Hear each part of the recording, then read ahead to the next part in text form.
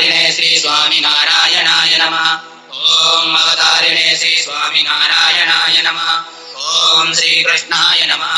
ॐ श्रीवासुदेवाय नमः। ॐ नरनारायणाय नमः। ॐ प्रभवे नमः। ॐ भक्तिधर्मात्मजाय नमः। ॐ अजन्मने नमः। ॐ कृष्णाय नमः। ॐ नारायणाय नमः। ॐ हरये नमः। ॐ हरिकृष्णाय नमः। ॐ घनश्यामाय नमः। ॐ धार्मिकाय नमः। ॐ भक्तिनन्दनाय नमः। ॐ भरतरतधराय नमः। ॐ शुद्धाय नमः। ॐ राधाकृष्णेष्टदेवताय नमः। ॐ मरुत्सुरप्रियाय नमः। ॐ कालीभैरवाद्यतिभीषणाय नमः। ॐ जितेन्द्रियाय नमः। ॐ जिताहाराय नमः। ॐ तीव्रवैराग्याय नमः। ॐ आस्तिकाय नमः। ॐ योगेश्वराय नमः। ॐ योगकलाप्रवत्तये नमः। ॐ अतिधैर्यवरे नमः। ॐ ज्ञानिने नमः। ॐ परमहंसाय नमः। ॐ तीर्थकृते नमः।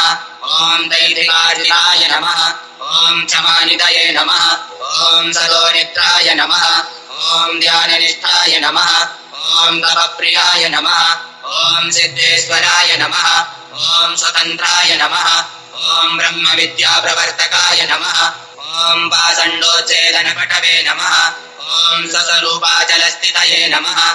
ॐ प्रशान्तमूर्तये नमः। ॐ निर्दोषाय नमः। ॐ असुरगुरुवादिमोहनाय नमः। ॐ अतिकारुण्यनयनाय नमः। ॐ उद्भवाद्यप्रवर्तकाय नमः। ॐ महाव्रताय नमः। ॐ साधुशीलाय नमः। ॐ साधुविप्रप्रपूजकाय नमः। ॐ महिंसयज्ञप्रस्तोत्रे नमः। ॐ साकारब्रह्मवर्णनाय नमः। ॐ स्वामिनारायणाय नमः। ॐ स्वामिने नमः। ॐ कालदोषनिवारकाय नमः। ॐ सच्छास्त्रवचनाय नमः। ॐ सत्यसमाधिस्थितिकारकाय नमः। ॐ कृष्णार्थास्थापनकराय नमः। ॐ मौलद्विषे नमः। ॐ कलिकारकाय नमः। ॐ प्रकाशरूपाय नमः। ॐ निर्दम्भाय नमः। ॐ सर्वजीवहितावहाय नमः। ॐ वाग्मिने नमः।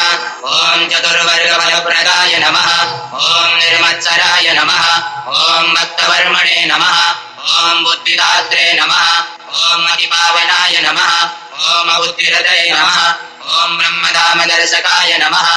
ॐ अपराजिताय नमः। ॐ आसमुद्रान्तसत्कीर्तये नमः। ॐ चिरसंहृतिमोचनाय नमः।